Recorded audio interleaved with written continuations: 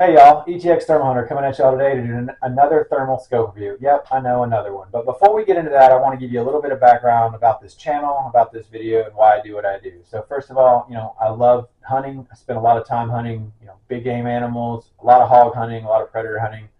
Thermal and night vision is one of my biggest passions. And what I really want to do from these videos is just provide y'all some honest feedback about these optics. So when you're doing your research or looking into buying a thermal, you have a little bit of insight on what you're buying and what you're getting. I know when you make an investment or you make a purchase of that size, I mean, these are not cheap scopes. And it's not like going down and buying a $100 daytime scope. These are big investments. They cost thousands of dollars. And, it's kind of hard to get your hands on all of them and look through them before you buy them. So hopefully these videos provide feedback and the data and the information you're looking for when you're making that type of investment. I'm lucky enough to partner with Outdoor Legacy Gear. They allow me to use their scopes, test their scopes, do a lot of hunting with them, spend a lot of hours behind these optics to provide y'all with honest feedback. Just a disclaimer, I don't get paid to say one scope's better than the other, or you should buy this scope from us. What my point is to provide you honest feedback so you can go out there and make the best decision with your money that you can. If you find this video helpful, please let me know in the comments of this video. Also, I'd recommend, or I'd love it if you'd stick around and like and subscribe to my channel. I've got a lot of good thermal videos or reviews out there on a lot of different optics that have come out in the last few years, as well as a lot of good hunts and footage from all these optics. So, please stick around. Really helps me hear back from you on what I can do better and what you liked about these videos, so I can continue to make great videos and great content for y'all. So with all that said, I'd like to jump into kind of what we're going to be talking about today. So today we're going to be talking about the Talion XG35. I did a video on the Talion XQ38 a few months ago. Love that scope. That's Pulsar's kind of entry level $2,500 384 resolution scope. It's the same form factor of this XG35 Talion. The biggest difference on those is going to be this is a 640 resolution scope. So the XG35 is a 640 and the XQ38 is a 384. So if you're looking at Pulsar scopes and you're trying to figure out like what model does what and how do I differentiate, anytime you see an XQ in the model name, it's going to be a 384 resolution scope. Anytime you see an XG or an XP, that's going to be a 640 resolution scope. So this is a 640 resolution scope. It's a 640 by 480. It's going to have a 12 micron, 50 hertz refresh rate. It's got an NET value of less than 40. It's got an objective lens of 35 millimeter. And so you'll kind of notice that in the Talion XG35, that 35 is telling you that that's a 35 millimeter objective lens.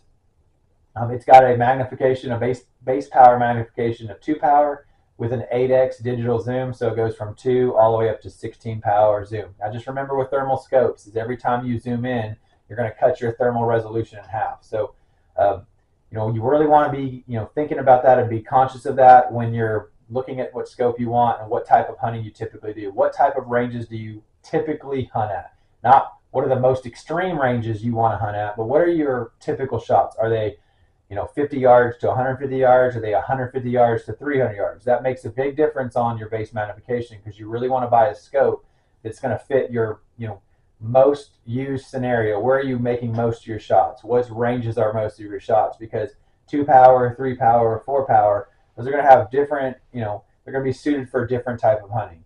This Talion, like I said, is a 2 base power magnification scope. The XG35 is. And so it's going to have a very wide field of view. So the field of view for this at 100 yards is going to be about 65 feet. So it's pretty wide. So that'll be great for hog hunters. It's still good for coyote hunters, but when you want to reach out there a little far, you're going to have to zoom in. So if you're typically making 150 to 300 yard shots, this might not be ideal for you.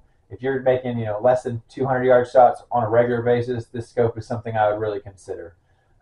It's got a detection range from Pulsar. It says about 1,750 yards.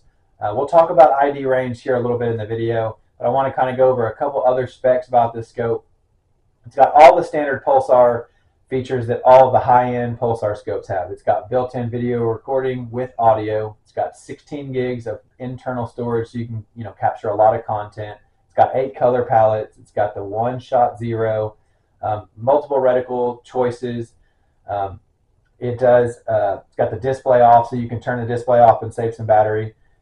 It's got 5 different zeroing profiles, so it allows you to move this scope and sight it in on different rifle setups and be able to move it and not have to resight. You can just change the profile, and once it's sighted in, you can select the right profile. And you using a good QD mount, you don't have to resight it in. It's got integrated Wi-Fi. That's key because it's going to pair to the Stream Vision 2 app. That's the Pulsar app that allows you to connect the device. You can move your content, your photos, your videos. You can use it as a viewfinder. So if you have a friend with you and they want to see what you're seeing through your scope, it's got a viewfinder when you're connected to the app. It's got a good battery system. So it runs off a proprietary Pulsar battery. It's the APS-5 battery. And it does have a little adapter that you put on there so that you can use that standard APS battery. You can get extra batteries from Pulsar. So if you want to have backups while you're in the field, or you don't want to have to charge a battery and be able to have longer run time, you can do that. It also has multiple mounting options. It comes with a Pulsar mount. It's a fixed mount. It really works good on bolt guns, or if you're going to have a setup where you're not going to move your scope quite a bit, or you just want it on one setup. It is not a return to zero. So I was using it with the Zero Delta QD mount. Worked really great. It is a return to zero mount, so I was able to take it off my rifle, put it back on, move it to a different rifle, sight it on a different one, and I can move it back and forth. So you have a lot of different mounting choices or mounts that are available for the Talion model. It's got the 3-level sensitivity enhancement, so you can normal, high, or ultra. That allows you to kind of change the sensitivity depending on the conditions. If it's real humid and wet, or if it's very dry and low humidity, allows you to kind of change the sensitivity level so you get the best image quality. It's very small and compact. It's got a weight of about, with the battery and the mount, about 29 ounces. So light, compact scope. Kind of rounds out some of the specs I want to call out. We'll do a quick walk around of the scope. So I'll hold it up. This is the Talion XG35. Looks just like the Talion XQ38. It's got a really nice spring-loaded lens cover to protect your lens when you're in the field. It's got the power buttons right there on the end. The focus is really cool. So this focus knob, when you line it up and it's lined up right here, it really is focused at about 75 to 100 yards. So that's your typical range. It's really easy to focus. It's good for ambidextrous, for left and right-handed shooters. So you can run it from the left side. You can run it with your right hand. Makes it really nice. Another thing that makes this a good ambidextrous scope is that this has a really cool turret. So your buttons are on top. You power it on. You can do your recording, your zoom. You do your menu. Once you're in the menu, you use this really nice low-profile turret that allows you to select through the menu. Once you make your choices, you can get your power and turn on that way. The battery, it goes right here. I'm not going to open it on the video, but you slide this lever this way. Right here, the door opens, and you can put your APS-5 battery in it just like that. I don't have a mount on this right now. I want to show you just kind of the sleek form factor of it.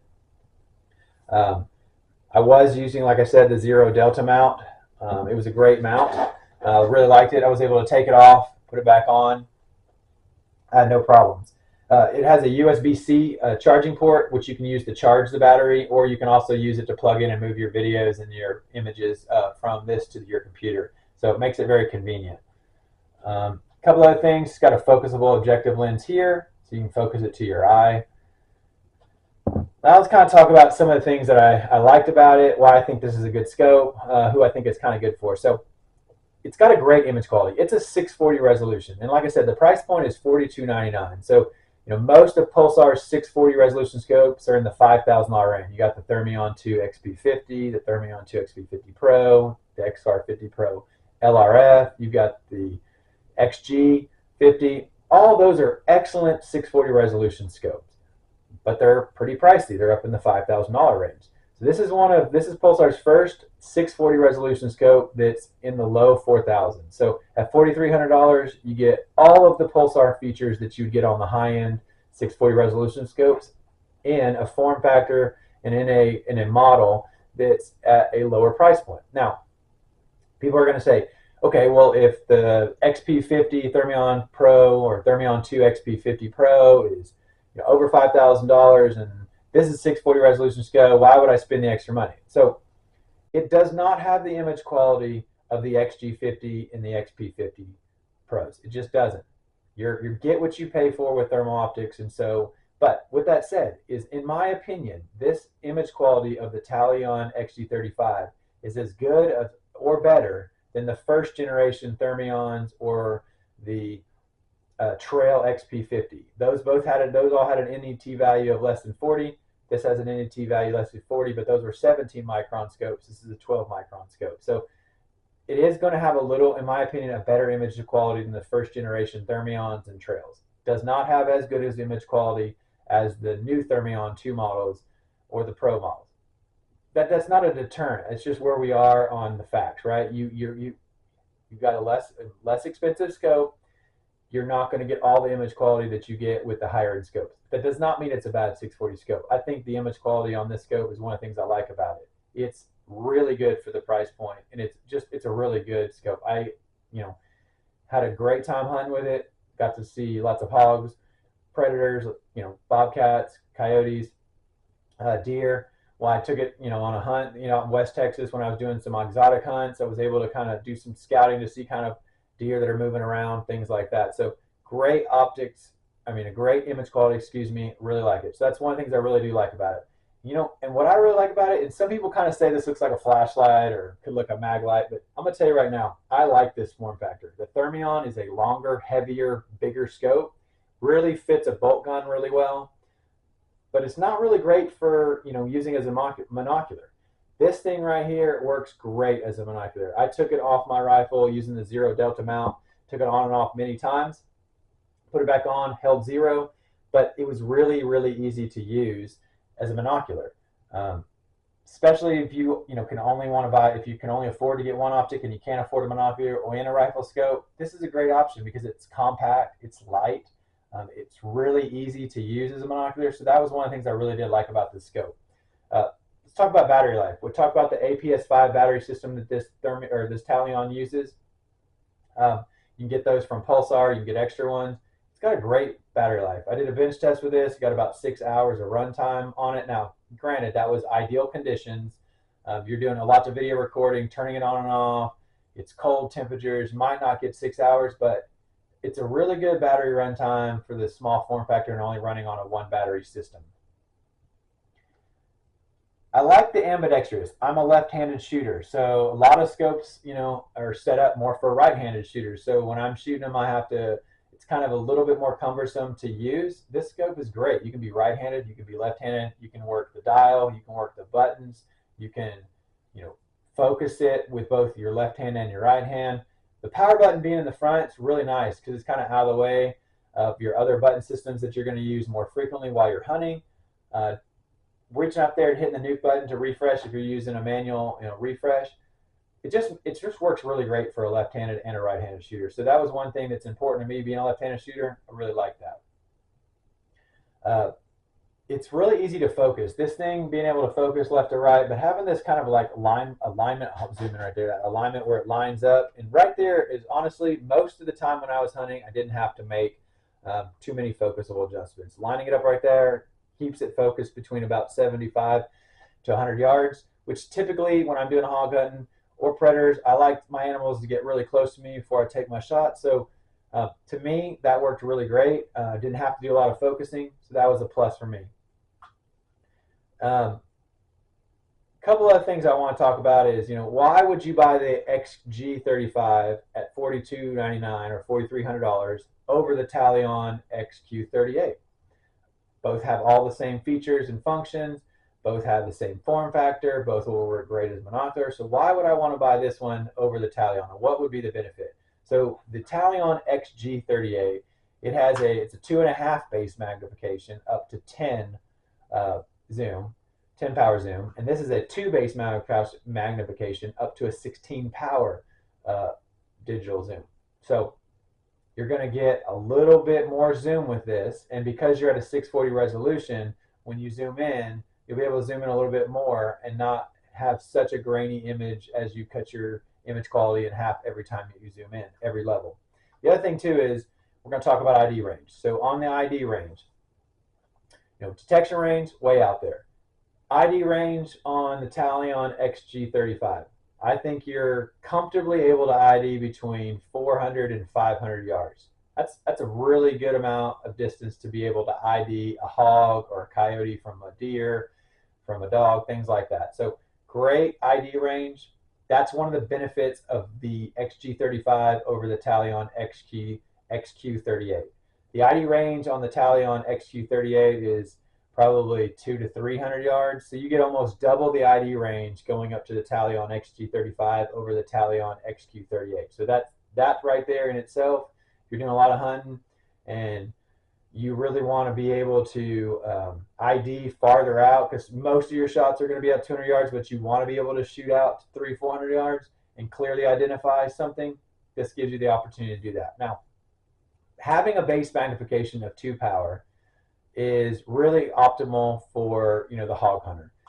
Great. I did a lot of coyote hunting with it, but I like my animals to come pretty close to me before I take my shot. So trying to shoot stuff out at 300-400 yards really wasn't important to me. But if that's if you're wanting to take shots more frequently and more commonly over the 150-200 yards, a 2 base magnifier is probably going to cause you to have to zoom in, which means you're going to sacrifice some of your image quality. So this may not be the best optic if you want to shoot longer ranges. But if you want to shoot typically 200 yards or under consistently, this is a great optic.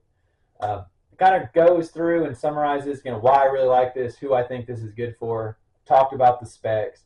And honestly, I hope this video was helpful. Please, like I said, stick around. Check out some more videos. If you're interested to hear kind of what I talked about on the Talion XQ38 video, go check it out on my channel. It's got a lot of good information about that scope. If you'd like to purchase one of these, or you have any information you want to find out, go out to Outdoor Legacy Gear's website.